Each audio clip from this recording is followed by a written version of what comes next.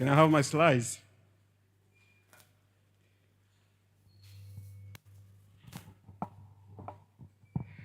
Nilikuwa namwambia the technical guy kwamba mimi lugha ya alama siwezi. So I should make sure my slide are ready. Sasa naona itabidi nianze kuongea lugha ya alama. Anyway, so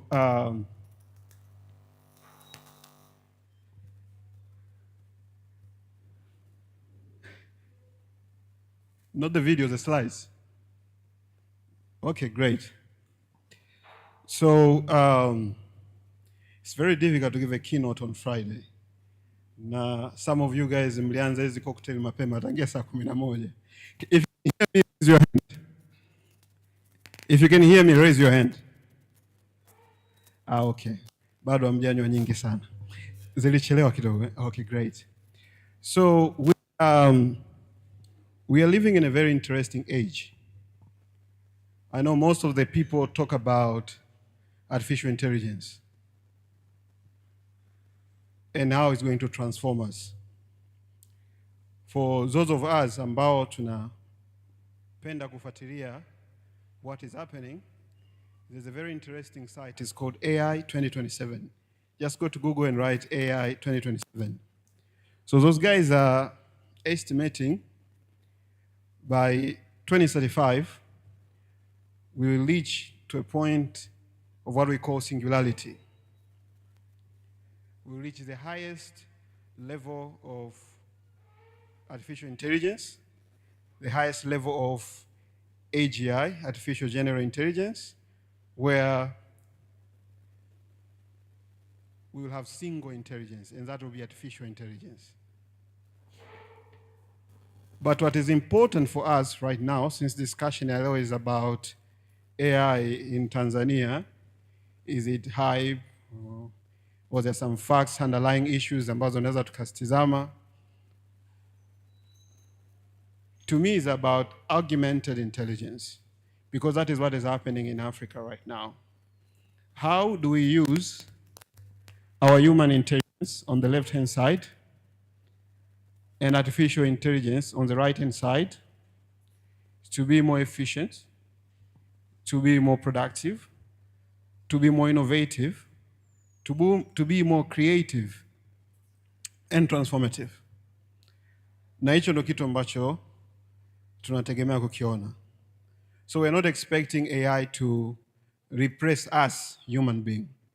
We're expecting AI to enhance our capabilities. Kwa hiyo kama ni mchoraji, uwe ni mchoraji mzuri zaidi.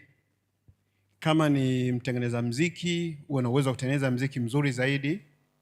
Kama ni interior designer, tutaona kwenye my slides, uwe na uwezo wa kufanya kazi yako ya interior design in the most efficient and productive ways.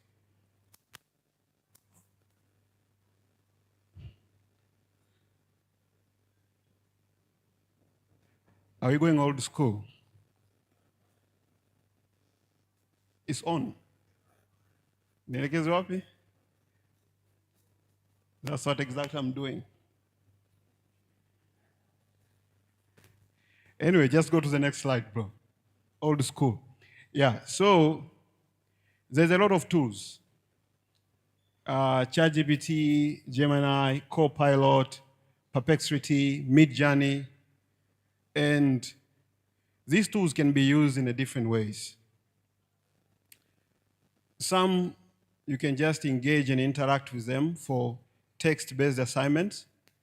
Some of them unaweza interact with them on image-based assignment.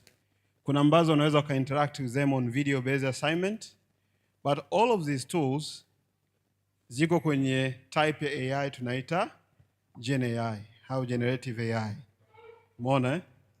Ya kwa watu ambao ni BBC umndani, born before computers, it is ChatGPT and not ChatBBT. Sawa? Yeah, so usually I try to collect them. Sio umeona? Kwa hiyo, you could use ChatGPT, you could use Gemini, you can use Perplexity to do different tasks and assignment. Kuanzia kwenye kutengeneza CV yako. Kama leo Ijumaa asubuhi umegombana na baby hamjaelewana, unaweza ukatengeneza shairi la kumwomba msamaha. and then unaweza and then unaweza ukaliambia liandike Kiswahili lakini cha Shaban Robert. I wish I could have an opportunity to demonstrate this. And you can actually do this in a fraction of a second. So what happened to the original creators? Ndio maana nasikia sasa hivi kuna discussion kubwa sana duniani kuhusiana na haki miliki za watu. Kwa sababu kama kila mtu anaweza akaandika kazi ya kusadikika ya Shaban Robert kwa Kiswahili cha Shaban Robert, so where does that leave Shaban Robert? Si umeelewa eh? If everyone can compose a same beat or lyrics kama Joe Makini beat ya P-Funk, so where does P-Funk stand? If everyone can cartoonify their characters na create character ya Studio Ghibli ambao someone alikuwa na own with an IP, where does that artist stand? So these are some of the disruption ambazo AI inafanyaje, kwamba zile original ownership ya kazi za watu itakuwa challenge sana, kwa sababu basically the knowledge initially was prized and eventually to... Next slide please.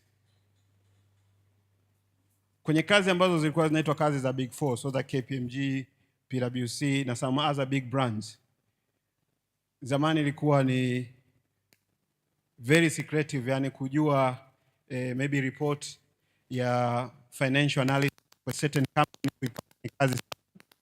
But basically, I'm running a management consulting firm right now, and with a single line of prompt, I can tell ChatGPT to analyze report of my client and produce a professional report at McKinsey standard. So it will give me the same report that a senior consultant at McKinsey would have produced. Do you understand what I'm saying? So the capabilities that McKinsey used for 25 years to be able to produce that report, I'm having it at my fingertips, and I can produce that report in less than 2 minutes. I'm running a company here, 5 to 8 million USD, and is highly based on the projects that we are implementing. We used to write these projects, single project could take 4 to 6 weeks, but now, just today, we wrote almost 6 proposals in 2 hours by just training ChatGPT using agentic AI, preload it with our company information, and tell it to respond to the RFP. Someone who was responsible to look for these opportunities online might need to get fired, because every Monday morning agentic AI wa ChatGPT anatuletea tenda zote ambazo ziko nest zinazotangazwa. Kwa hiyo ile kazi ya kwamba wewe kazi yako ni kutafuta tenda is already becoming irrelevant. Kazi yako ni kuanalyze tender is becoming irrelevant. Kazi yako ni kuandika tender is becoming irrelevant. And at some point in time, kazi yako kusubmit tender, it will become what? Irrelevant. But in front of you, just go back to the slide.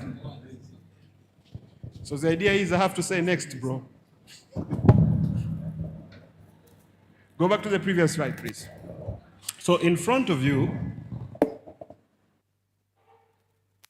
dude, nikwambia hii lugha mimi siwezi. Rudi kwenye slide iliyopita. Okay, usitoe mpaka niseme next. Asante. Okay. That is what happened when you don't have AI. Tungekuwa na AI ya kufanya hii kazi, jamaa is already fired. Sasa, the point is, hapo mbele, hiyo ni National Stadium ya Tanzania. Na watu wamejazana, unaweza kujua labda ni Simba au Yanga Day, lakini ile ni interview. Ile ni nini? Ile ni nini jamani? Na wale waliofika pale uwanjani na pewa za chini kabisa kwa mbele ni shortlist. Ile ni nini? Sisi tuko pamoja? Huo ni mwaka 2013. Ni mwaka gani? Kama mnakumbuka, hii information ili trendi sana. Watu wa migration, they were looking for 70 positions. And then 13,000 youths turn up for that interview. Hii picha nilitoa kwenye gazeti la The Citizen. I kept it for 12 years because I know sisi ni wepesi sana kusahau. Sio, unaelewa? So what happened right now, we are one of the most useful nations. Age average ya Tanzania is roughly 17.9. We're not creating enough jobs. And for the few jobs we create, most of you guys don't have those skills to capitalize on those jobs. Employers in the room wanaelewa nachozungumza. Kampuni yangu ina employ almost 40 part-time and 90 retained consultant. Kwa kuna crisis kubwa sana ya skills. Sio, unaelewa? To make matters worse, next slide please. Now mnaenda kuomba au tunaenda kuomba ajira na nini? Na AI. Sio, tuko pamoja? Kwa sababu AI ana moods. AI ana ego. AI aumwi. Sijui umeelewa eh? Ukimwambia afanye customer care, if you create a chatbot to respond to customers complaints, atafanya kazi siku nzima. Hala kwambia leo sijui nimeamka mtoto wangu ajisikii vizuri, sijui nini. Sijui umeelewa eh? And they can do better accounting than any average accountant. I've been doing this training to senior public officials, to CEOs, and believe me, next slide please. The impact of AI is tremendous. This is according to GSMA. The contribution of AI to the African economy in the next few years, between 2024 to 2030, it is estimated to be $2.9 trillion. Ifikirie 2.9 trillion ya kitanzania, alafu iongeze dollars. Hiyo ndo potential ya AI. Completely new industries will be created. Completely new industries will be created. Tutakuwa tuna digital creators, tunakuwa tuna animators, tutakuwa tuna music composers, tutakuwa tuna writers, tutakuwa tuna script writers, tutakuwa tuna movies creators ambao wabebi camera, movie ambazo completely zimetengenezwa using AI. And every sector will be disrupted. AI can do a potential professional analysis of a business case to assess whether it's ready for investment or not, compared it to a human being. Because everything is based on number and facts. So anything that is based on number and facts, AI can do better than us. Next slide, please. A career path will also change. Ile career path ya zamani ya nimesoma shule ya msingi, nitaenda sekondari, nitaenda high school, nitapata masters, nitaenda kazini, nitakaa mpaka nitastaafu, nitakufa, that will change. Because most of the skills you're learning, they'll become completely irrelevant. If I'm graduating from CBE right now, and I'm capable to do financial analysis using AI, ya mtu ambaye amekaa kwenye industry for over 25 or 30 years, do you think I need an MBA? Do you understand what I'm trying to say? So the disruption will be cross-cutting. It will disrupt almost everything that we know. Vitu tunavyosoma, vitu tunavyojifunza, kazi tunazofanya. Next slide, please.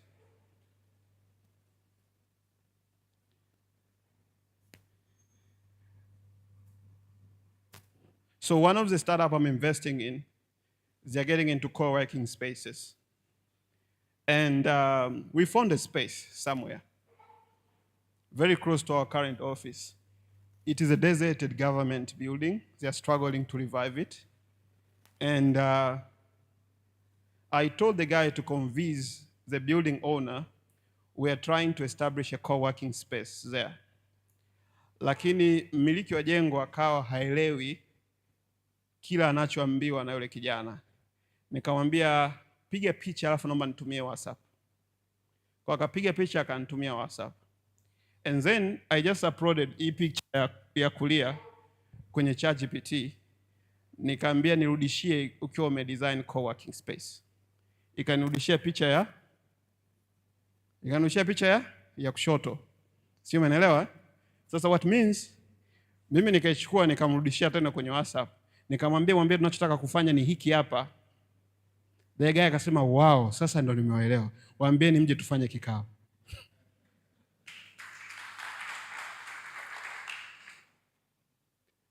Do you know before AI ingenichukua muda gani kuprove hii concept? Kabidi nimpigie simu interior designer, nikamwambia nataka nitengeneze co-working space, hebu patembelee, piga picha, chukua dimension, fanya hivi. Do you understand what I'm trying to say? Someone just sent me a picture, I downloaded it in my phone, nika-upload hapo kwenye simu yangu kwenye ChatGPT, nikaambia to convert this picture into a good looking creative co-working space. So he gave me this picture, I sent it back. Which means if you are an interior designer right now, na unasema haya mambo ya AI yanapoteza muda, tuwezi kunisaidia chochote, in the next few months, kazi utakuwa una, my friend. So you better use AI to enhance your skills. Don't resist the change. AI is not the hype. It's here to completely transform everything that you do. Next slide, please. Do you see the graph in front of you? Ijumaa za jioni, mambo ya magrafu hatu vichwa vinauma. Just bear with me. But this is a 50 years analysis of GDP of Tanzania with specific presidential periods and our overall performance. Utaona imeanza na Nyerere kule juu, Mwinyi, Mkapa, Kikwete, Magufuli, Samia. To get someone to do this work, to review this data, to craft this graph, angechukua hata siku 3 kupitia ripoti zote za World Bank and everything. Just to come up with this graph and to show how our GDP has been performing. Do you know how long ChatGPT used to do this? 2 minutes. So just imagine someone who's working in a central bank or Ministry of Finance and they require a quick analysis from data the World Bank au wapi, how easily they can be able to do this. And imagine if this is your colleague, mnafanya kazi wote ofisini, wewe umekaa nyumbani huko unahangaika, unatafuta data, umeingiza kwenye Excel, unaanza sijui kufanya nini, umekosea, unarudia tena. Yeye kakaa tu anaangalia mechi ya Simba na Yanga, ameandika prompt, and then the agent does everything for him.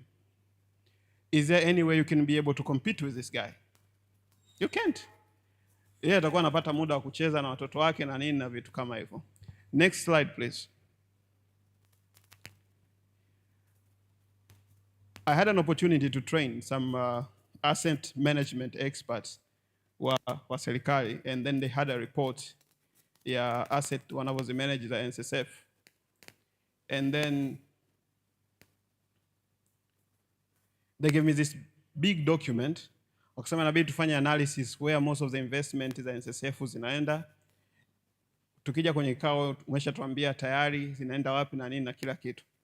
I don't even need to wait until tukutane kwenye kikao, subiri kidogo. So I just uploaded ile PDF yote. Nikaiambia tu search and create a graph ambayo inaonyesha investment portfolio ya NSSF. And then ikaja ikashuka, and then I just send it to the guy and say, this is not a work that you're supposed to do for 48 hours. Do you understand what I'm saying? Do you see how these technologies will transform you? Zita transform data analyst, zita transform financial expert, zita transform creatives, zita transform marketing. Next slide, please. Zita transform doctors. Don't try this. This is very dangerous. Don't try. Don't. Yeah. So one of my family members was very sick, very, very sick. He had kama some sort of uvimbe kwenye liver umeshikana sio na vitu gani ndani. So kafika hospitali, in one of the government hospitals. Sitaki kumention hospitali nisije nikafungwa. So they did the ultrasound. After they finished to do the ultrasound, they gave me the image. Kanambia dokta hayupo, nenda nayo, kija kesho asubuhi mganga mkuu atawaelezea what is happening na mgonjwa wako na nini. Kasema basi poa. So when they gave me the image, I took the picture and then I uploaded it in ChatGPT 4.0. And then my prompt was very simple. Like a seasonal ultrasound expert with years of experience reviewing ultrasound, tell me what's wrong with this guy. So the initial analysis ikaja very complex kwa sababu zikatumika lugha za kidaktari, maneno ambayo sijawahi kuyasikia tangia yazaliwe. Nikaona this is not helpful. Nikaweka prompt nyingine, can you explain this in layman's language so that I understand what's wrong with my family member? So it actually told me, shows, the idea is for me to tell you next. Your scan shows that you have an infection in the left side of your liver, which has caused a pus-filled pocket known as liver abscess. This is similar to a boil, but inside the body, it is also show that mpaka mwisho. Kwa basically, I actually understood what's wrong with my brother. Nikawa namsubiri daktari asubuhi. Daktari asubuhi alifika, kachukua naye kaitizama. Kanambia, no, it's not cancerous. It's something that can actually be treated. And then the rest of the statement. Sijui unanielewa? Yani the same analysis, because this analysis was very detailed, like a 3 pages analysis. Because the same analysis that GPT-4 did to the ultrasound, the doctor gave the same analysis. But please, msiende mkasome huko X-ray za wazazi wenu, mtu akifa, mimi sihusiki. Next slide, please. So yeah, I love pencil art. I always wanted to draw people using pencil, but I suck at it. But now, I can draw anyone. I draw my good friend here, Jose. I draw my colleagues from the office. I draw Edie, my old friends, when he was pitching a startup. And this is the ability that AI is giving you. Imagine yule jamaa anaochora watu Mlimani City pale. Sijui umeelewa? Mpaka jamaa nao kazi wanakosa. Sasa si mtihani huu. Kwa sababu you can actually draw anyone using AI. Umeona? And I also love Terminator. Kwa hiyo nikaambia itengeneze a cyborg mock-up of me. Half a face should be T800 kama mmeangalia Terminator 2, and that is what it actually did. That's me. Unaona? So the possibilities are endless. You can just think of anything and you can be able to do it. Next slide, please.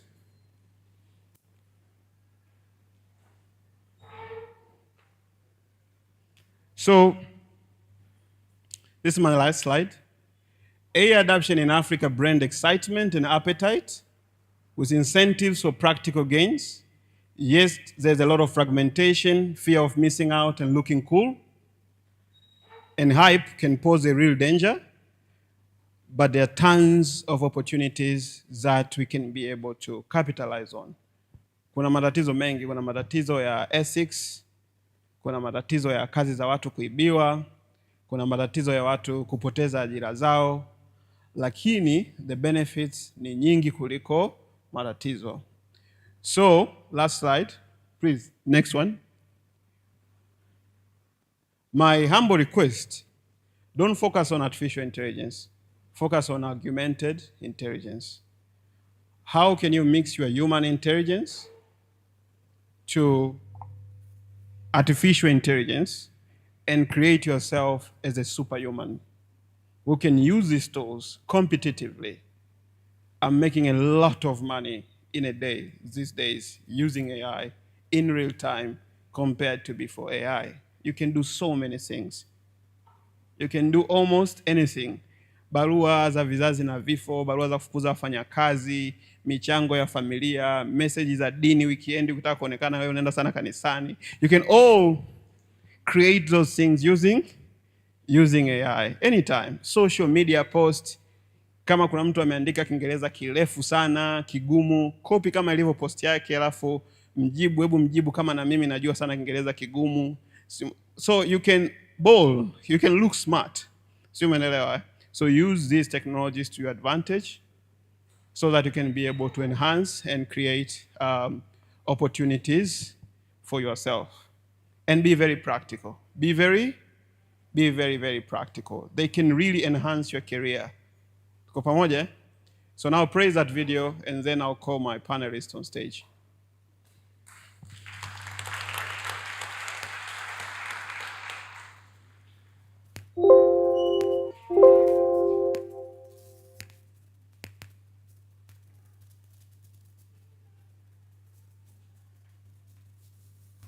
Gas Njanja has transformed our home.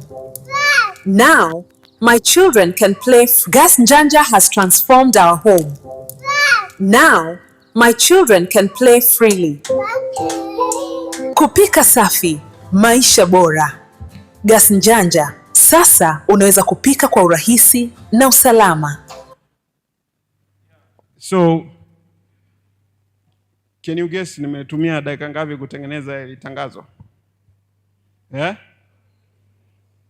Actually, 55 seconds. 55?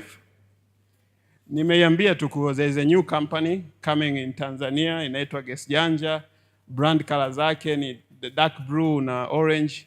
Create an ad to promote that company. Kwa mwanzo ikaongea Kiingereza, baadaye nikaambia tangazo lile la Kiswahili. Kwa kuna matangazo mengine mengi tu ya Kiswahili. So this is future of marketing. Just imagine kwa ukianza kutafuta mtu na kamera lake, mmeenda site sijui kamera mara imeingia kwenye mafuta, sijui nini. Umeelewa?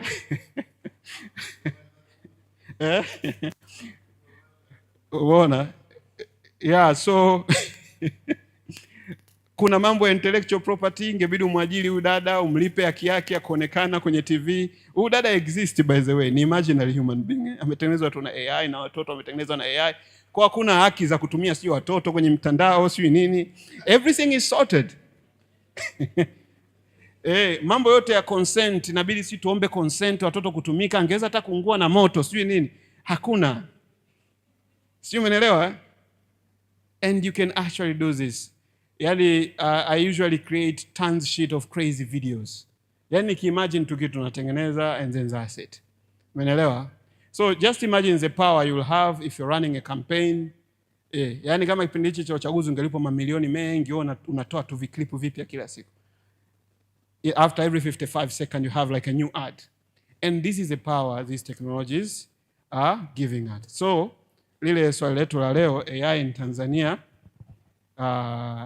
is it a hype or is it a real thing? Nyendo mna majibu. So is it a hype or a real thing? Thank you so much.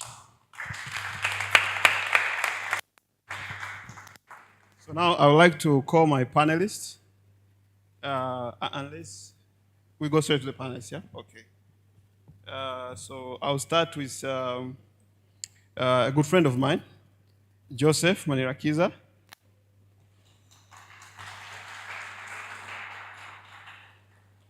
And then Karim Meshak. And Jack Wallah. And Caleb. Is Caleb around? Okay. Is Martha supposed to be part of the panel? Martha Mercy from FEN or not? Okay, great. Okay, this panel, akina Jose watu hawa wa development sector watatumind sana. So do we have any lady who want to talk about AI today to join us in the panel? Anyone? This panel is very masculine, and if you post this picture on social media, tutaulizwa haraka sana. Kwa hiyo wanawake ndio wapendi AI. Sasa mimi majibu sina. So if we can have any lady who uses AI in here? Haiwezekani madada wote mjao kutumia ChatGPT.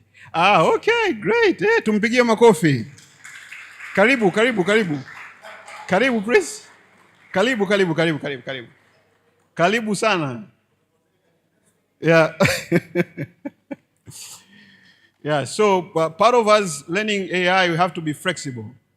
We have to be wale watu wote ambao wanasema bwana hii imetukuta itatuacha tuko hivi.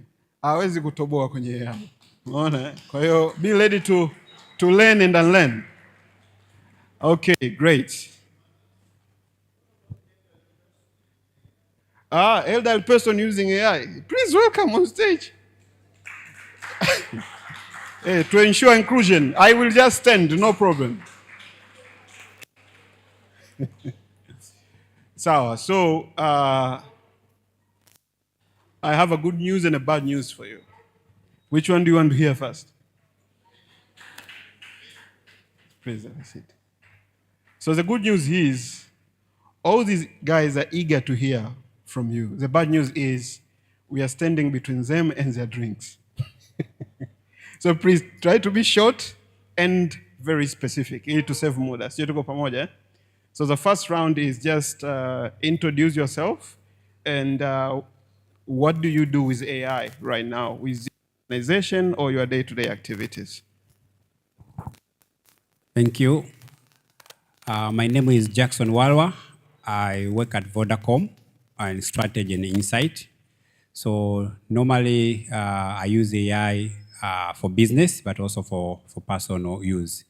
So we'll discuss later on in terms of how we use AI on a daily basis at Vodacom. Right. Joseph Manirakiza, Funguo Program Manager to UNDP Tanzania.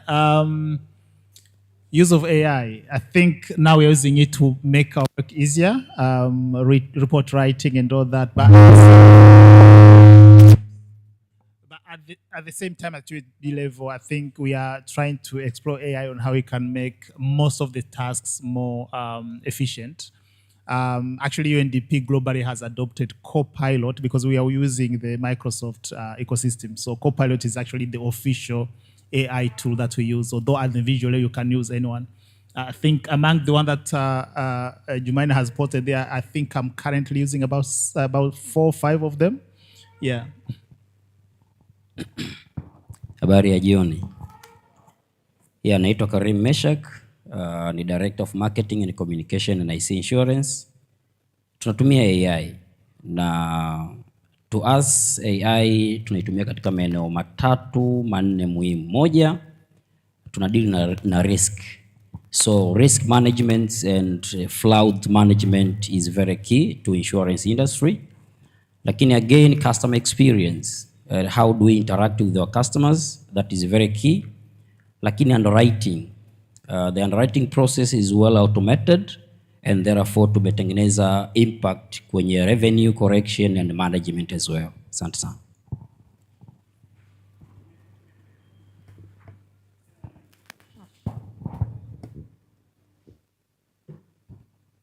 Good evening, everyone. I think this was baptism by fire. So my name is Eileen Mena. I lead marketing, communication, and CSR, Vivo Energy Tanzania, leading 3 brands, Engine, Shell, and Vivo Energy itself. We're using AI every day in terms of simplify or efficiency to what we do when it comes to communications, and of course, data-driven analytics. Apart from that, looking at the trends in the world, how we are moving from the evolution of oil and gas industry, especially in the global brands like Shell. So these are the things that we use like every day to improve our work. My name's Facilitator Reeves Cecilia Ngalemwa, a retired government official, founded an event company called Corporate Conferences Tanzania. We use AI in drafting event proposals. Before, my team used to use a week or 2 sometimes just to draft an event proposal, responding to an invitation to tender in one of these government institutions. But now, takes us 3, maybe 2 to 3 hours. We have an event proposal ready for discussion and approval, of course, by me and my team. And as an elderly person, I would say this has been a privilege. And I thank God that I've lived up to this moment where AI is useful and this much significant. I'm a gate crusher. Carol, thank you. I'm a certified gate crusher today. Looking at the age distribution here, I could probably be among a few elderly guys in the hall. Asante sana Jumanne.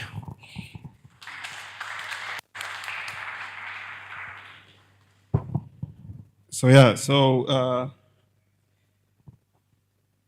kwa kuku-encourage tu, all of my elderly friends knows about AI more than me. I can mention three. So His Excellency Ambassador Arthur Matri, the Switzerland ambassador to East Africa and Zambia, former, Balozi Hami Mpungwe, Dr. Hassan Mshinda. So they're all graduates of Singularity University, where they learn about the future and when are we going to reach artificial general intelligence. Kwa hiyo vijana nyinyi kaeni tu, wazee wanawaacha anaandika proposal na event umelala. Anyway, so we go to the second round of questions. And so we're seeing what is happening. We know what is happening already right now and how are we using these technologies. Being leaders within your own institutions, where do you see the future of AI in your sector? So Jose in the development sector, my good brother in the insurance sector, in the telecom sector, in the energy sector, in the event sector. Where do you think most of the disruption will come? Anyone want to go first? Looking at the future now.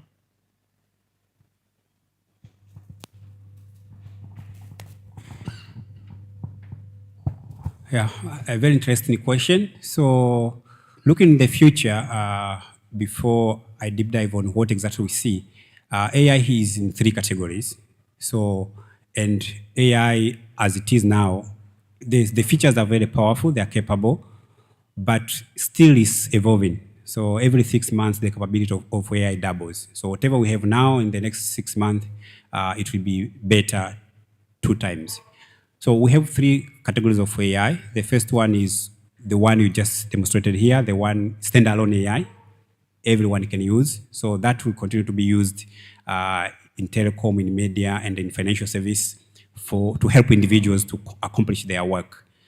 And that's a standalone, the ChatGPT, Gemini, and cloud. So the other category is on the integrated AI features. So these are AI features which are integrated in some of the products. So you have a software product, but there's an AI inside it. For example, if you are doing meetings, Zoom meetings or team meetings, meeting summarization are being done by AI. So we would not have to think about writing minutes for a meeting or doing follow-ups for a meeting. Those all will be automated. But the third area of AI, which is least now developed, which in the future for Tanzania will be more developed, is the custom AI solutions. So these are specific solutions where AI is used to solve a certain problem. So for example, in telecom, these are already used in their initial stages, but a lot of development will happen on that space. So apart just using to ask questions or create an image, they will be part of enabling customer. For example, for financial services, things like credit scoring, things like device financing. For example, we know in the rural areas, most of people, they don't have smartphones. And to be able to use AI, smartphone is really important. So when telcos, when they do credit scoring powered by AI, that will enable now affordability of smartphones and people will be able to access smartphone. For me, that's a game changer because it will have a ripple effect in other services like education, e-commerce, and health services. So as AI continue to progress, we'll see all these different sectors coming in. But again, the other development in terms of telco, we'll see now the convergence of services from finance services, digital services, and connectivity. So there will be now platform players in the sense that AI will be embedded in their offering for SMEs, for digital services, but also for agriculture. So that will enable small businesses and farmers to benefit directly from these specific AI solutions. Just apart from just asking questions or producing content, it will help them in their daily business and agriculture works. Yeah, one, I think as far as development is concerned, at the moment, I think we are realizing 3 types of people, the kind of reaction you're giving to AI development. There are doomsayers who are seeing like, the world is ending. This thing is going to disrupt everything. We are, so when you listen to some of the podcasts, you even get scared. right? And then there are the dismissive type who are telling you, this is another passing fad. I mean, it's just, technology is just a tool. Humans are all going to be smarter than technology and all that. Then there are some people, I don't know where to place them, who are like, probably most of us in Tanzania, we have no clue what's happening, right? We don't know where to place ourselves. The reality is, I wouldn't place it to any of the extremes. The reality is somewhere in the between. Recently, I think a few months ago, UNDP published a Human Development Report 2025. It's a report that they normally do every year. And the theme this year was actually, it's a matter of choice. It's called People and Possibilities in the Age of AI. Very interesting. So they were looking at, if we have, I mean, surviving we have, because humanity has survived like the worst of things. But at the same time, I think it's really a matter of choice, because at the individual level, at the organizational level, and also at the policy level, it really depends on what we do about it, because it's no longer a question of whether every sector of the economy is going to be affected by AI, but it's rather when and by how much, because all of us are going to be affected. I think if you have followed Jumaine's presentation, I think the reality is already written on the wall, right? That's number one. But the bigger question is, what are development agencies doing? What are the governments doing to respond? Not because we always respond, rather to prepare ourselves, because we're already too late. You will be surprised if you look at the kind of debate we have when we are looking at the educational curriculum. I think you may know that the current, what we call new curriculum, the debate started back, I think, almost 5 years ago, right? It's only now that we have the curriculum, and if you look at the content, it's already outdated while it's been launched, right? So you even have, okay, so are we really thinking about the future of our kids? We are talking about adoption of AI when we have in our offices people who are still struggling with Word document, Excel. So there are things, I mean, so look out. The report actually recommends that if we are really serious, AI can also help us leapfrog all these, because we are late on so many fronts. But if we are serious, we can actually be able to leapfrog most of the things that we have missed out. So, from the development perspective, I think the opportunities are immense. It's really huge. It depends on how do we respond to it. What kind of choice do we make? How do agencies like UNDP support government to actually get ready and be able to invest more wisely where it actually matters the most? So I think that those are bigger questions that we need to ask ourselves. Otherwise, I think we might this is something we cannot even afford, because if we miss out, we are forgotten. But if we really jump on the bandwagon and then leapfrog, I think the possibilities are really immense. Thanks. Asante. Natamani kuongea vitu virahisi sana ili tuweze kuona impact ya AI na the disruption. Bahati nzuri, we don't be worried, kwa sababu first of all, hauwezi kuitenganisha AI na human nature.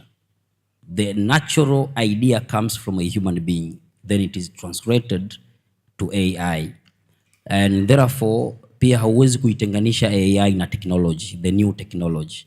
So human nature or human presence bado itaendelea kuwepo tu. Nilisema au nilitolea mfano before kwamba the way kwenye insurance industry, the how AI imeweza kuleta impact ni kama, for instance, I joined NIC 2020 November. By that time the books ya NIC ilikuwa ina accumulation loss ya 19 plus B, lakini ni just 3 years NIC made profit of 63.2 billion from the accumulation loss. Why? Because of the AI in combination to the new technology. Tukatengeneza management ya resources, lakini at the same time tutatengeneza good channels za collection. So the chatbots, the mobile apps, the SSD and all these kind of things made things easier. Sasa today siwezi kusema, lakini the think tank or the innovation hub is on ground. Tunakoelekea sasa nazungumzia kwamba management ya fraud when it comes to risk management ya motor insurance is going there. Kwamba leo we are thinking of how should I know where a certain motor vehicle or whatever, pikipiki au gari imepata ajali wapi in real time. That's where we are going. Ili nini? To minimize fraud na tuweze kufanya risk management. Nipate notification gari yangu imepata, gari nilio underwrite imepata ajali wapi. Nipate notification, mteja wangu apate notification kwamba gari yake imepata, kama ni yeye mwenyewe well and good, kama ni amemwazima tu au ni gari yake ya transportation anasafisha mizigo, ajue gari yangu imepata ajali wapi. And at the same time notification na kwenda traffic na polisi, kwa maana ya na watu wa breakdown, tayari mteja wangu anapata msaada on the same time. Kwa hiyo hakuna human interaction, but it is all about AI and vitu vinakwenda hivyo. So that's where the AI is going. Tusiwe na hofu, tusijali, things are there na human interaction will still be there. At the end of the day, ina enhance our customer experience, ina enhance our production, and at the end of the day uchumi wa nchi unakuwa kwa namna moja au nyingine. Thank you so much. Thank you very much. From the energy industry, you'll be able to see AI working into operation side of things. For example, we have a site, or I can say a petrol station in Morocco, Al Jazeera, whereby the car is washed by a machine. So there's no human intervention. When it comes to pump attendant, now we're moving into automotive, electrical cars. You'll be able to see, just press the button, you know your digits in there, and also it's just powered by electricity. It doesn't need a pump attendant. And that means the replacement of jobs. So there are also statistics which are showing the replacement of jobs. You'll be able to see different statistics. And by Robert, it says, by 2030, almost 300 million of jobs will be replaced. That is the power of AI. It means sometimes you don't need even a receptionist. You go to the office, you just enter, the robot say karibu. So you will be able to see many offices right now, they have reduced staff. Sometimes you've seen even the cars that they don't have a driver. So you just press the car, and the car is going where you have to go. So at the end of the day, how do we really embrace this? For me, AI is not something just to embrace, it's a necessity. It's like the lifeblood of your evolution as a human being. So it's your partner in efficiency. That's how I put it. Yeah.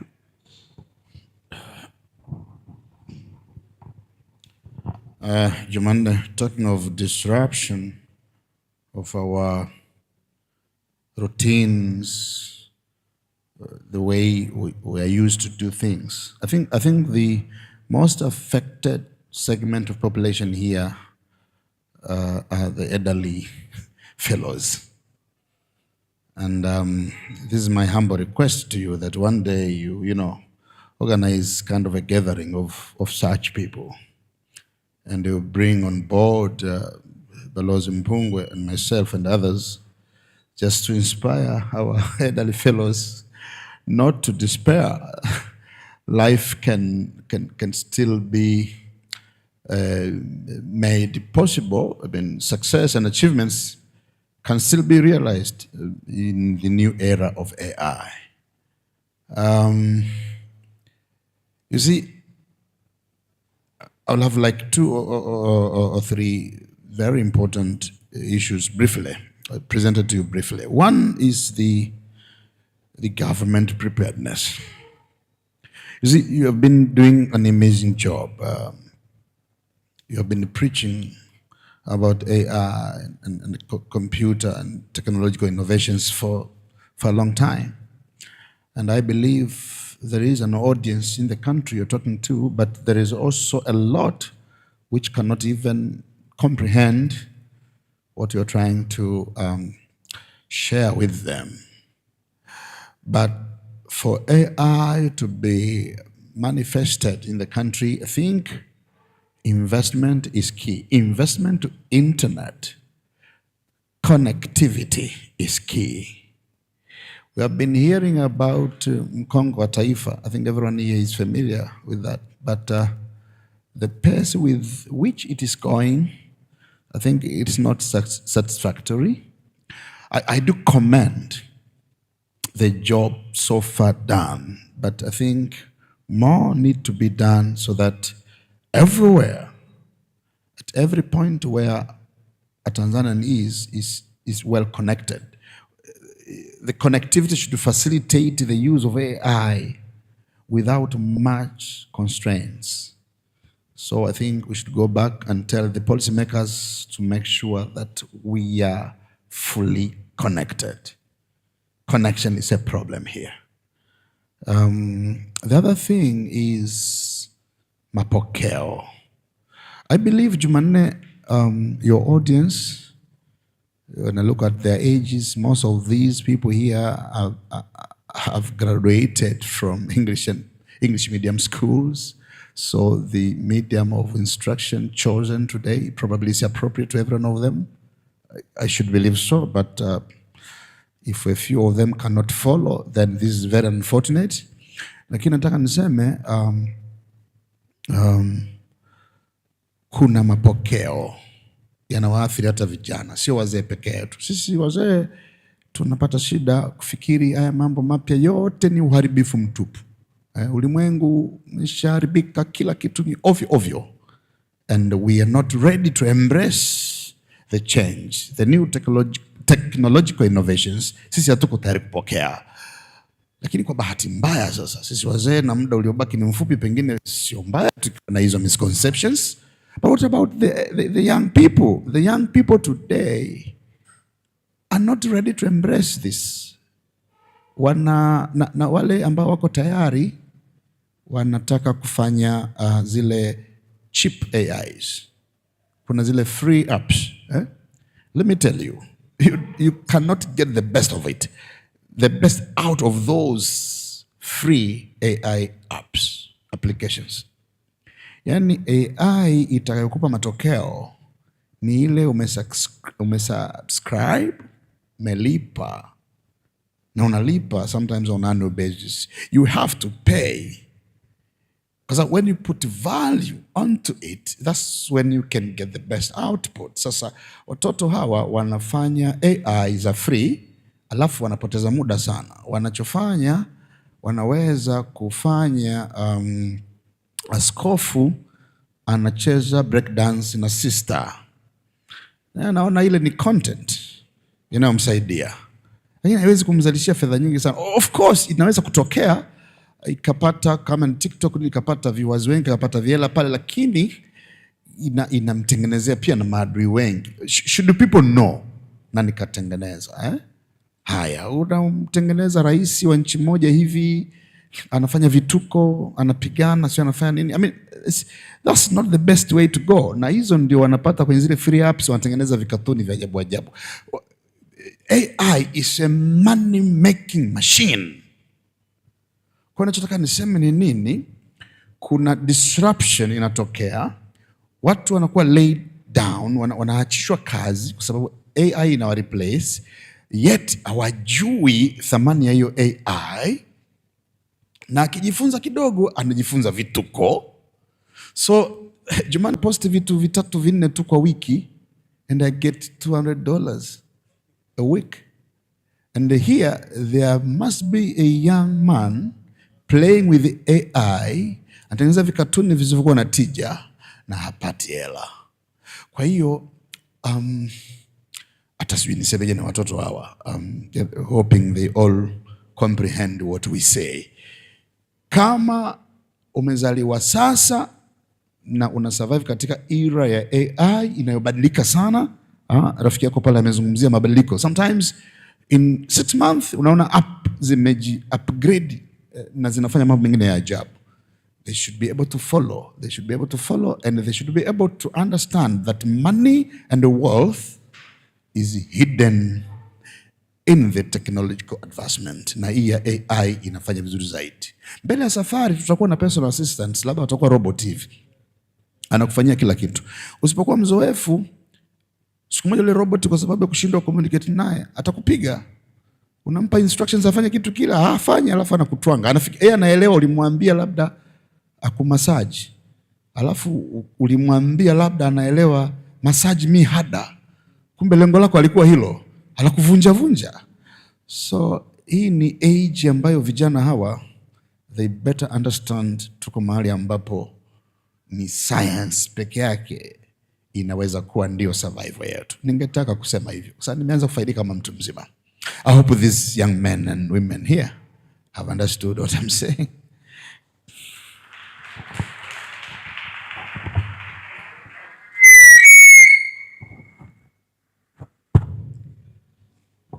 Yeah, can we clap again for them?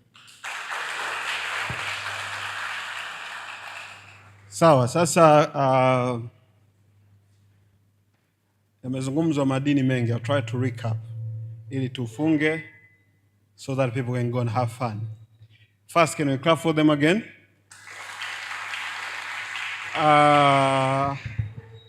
Starting kwa kaka hapa, there's a lot of opportunity, especially kwa upande wa corporate, na kuambia tu tayari kuna vijana wengi wa Kitanzania ambao wanatengeneza locally customized AI solution. It's unfortunate Caleb was not here.